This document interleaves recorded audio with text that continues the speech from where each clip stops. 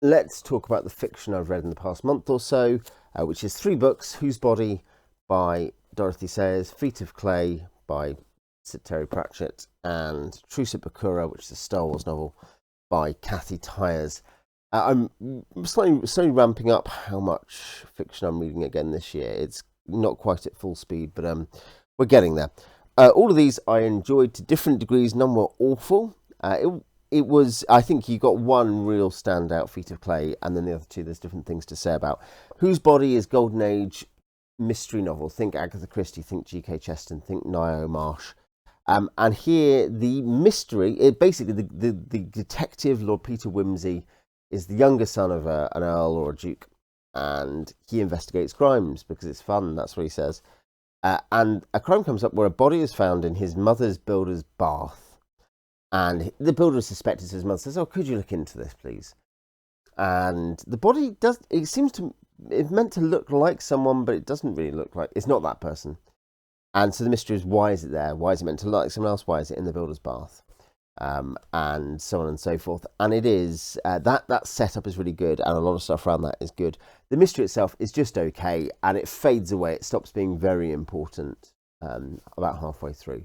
What's great here is the style, really fun, really beautifully written. And Lord Peter, who you think he is compared to who he is and why he does what he does, is just really well done, really effective, very strong character, and I think there's a different perspective on all kinds of issues and different insights to what Chesterton or Christie, who are both very insightful writers, would give you. Sayers will give a different perspective, in popular fiction on big issues of the day. Next was Feet of Clay, Discworld 19, Guard 3, and there's a couple of plots going on. There's some murders happening. There's another kind of plot surrounding getting rid of the patrician of Ankh-Morpork and replacing him with a king who can be controlled in some way by those powerful interests, the vested interests. And there's also golems involved somehow, who are automata, seen not really as alive, seen as not slaves, just kind of viable 24/7 workers. And this is great. The mystery itself is not the strongest watch mystery, but it is okay. It's got some good twists and turns, but also there's a degree to which a bunch of the stuff about, not quite halfway through. You don't have all the solution and you're waiting for that, but 2/3 of the way through, a lot of what's going on.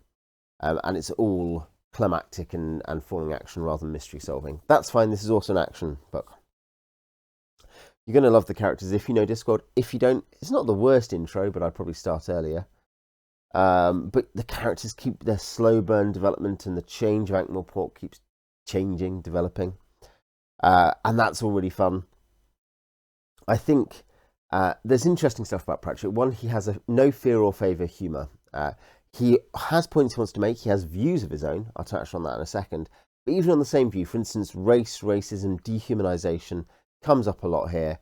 And cultural assumptions and what you think a culture has to be like. He challenges lots of that with humour, and takes a particular perspective, more classically liberal perspective.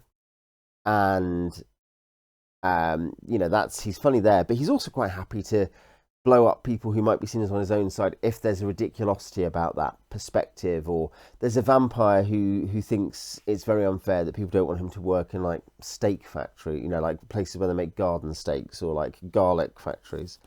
He's very upset by this, and that's seen as funny because it is funny, the idea that you complain about stuff which is sort of beyond human control or vampire control, to make equal. That's funny to Pratchett, and he takes a no fear or favour approach to that. And his philosophy, which is really tied into the humour, and it's very fun, it's funny as well, but it's something where he states his views strongly, but he'll often add nuance, and even where he's not nuanced, he's always presenting it convincingly, strongly, excitingly. You can disagree, I do, I'm like, I don't agree with this thing, but I'm like, great, my brain is being pushed and I'm laughing at the same time. So Feet of Clay was really good, the best book fiction I read in the month. Truce at Bakura by Tyers is okay. It flirted with being quite good. It's interesting. You can see this is, I think, it comes out after the Thrawn trilogy and possibly during the Academy trilogy. I don't know the exact timetables. I've looked at them before, but it's around the same time as those. And in the main release schedule of the kind of expanded universe, it starts there. There's some earlier, Han Solo in the corporate sector particularly, but you really get going there. And so it's very early, and it starts the day after Return of the Jedi ends. And an Imperial outpost is being attacked by aliens and is asking the Emperor for help, and the rebels intercept the transmission and go to help. And that's a great setup, and the aliens are weird lizard things, and it's an antagonistic alien civilization.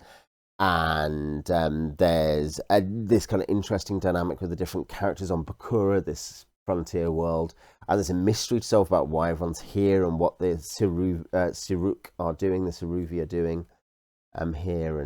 And there's some really, it's interesting like how dark Tyers is willing to make some stuff in a way that doesn't necessarily feel very original trilogy-ish, but it works.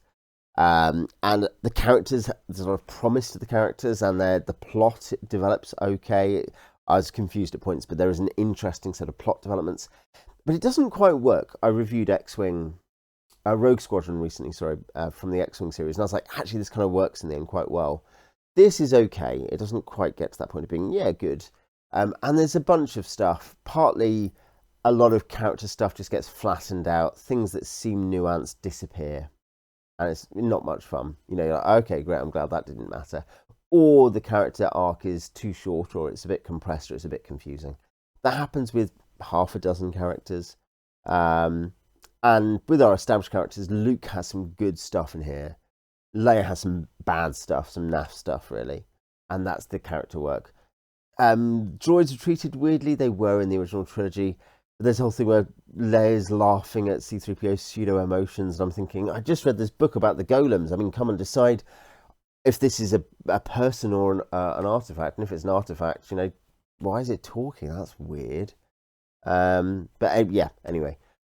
What I think there's also a writing habit, and this is less serious than the other stuff, but it's the thing that annoyed me the most. It's not the worst thing about it, but it's the most annoying thing is there are so many references to the original trilogies. Like Luke thought, wow, this is probably harder than being a moisture farm on Tatooine. Or there was something that looked like it was a pit, just like the Rancor pit. Or he was scared. He was more scared than he'd been scared of the Rancor. I think the Rancor comes up a couple of times. And there were more references to the movies in this book than there are in the movies. Like the runtime of movie references is probably longer. You are just like bombarded with the fact that she has been told, you've written a few books before, we're asking you to do a licensed fiction. Watch the films, make notes, and make it really clear to our moron audience that this is set in the Star Wars universe. Maybe it's not Kathy Tyers. Maybe it's Lucasfilm and, was it Del Rey? Bantam Del Rey. And she does that, and it's really bad. It's really annoying. It doesn't destroy the experience. The other problems are more serious for why this is only okay.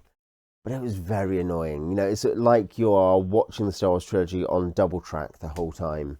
And it's good. They're good, but they're slightly different time signatures. They're good films, but you don't need to watch them while reading this. The cover by Drew Struzan is great, by the way. I actually really like this kind of Star Wars cover. The kind of, yeah. I have the RPG supplement, and I think that's a great supplement from the 90s. So yeah, those were my books for the month. One really good book, and one good book, one okay book.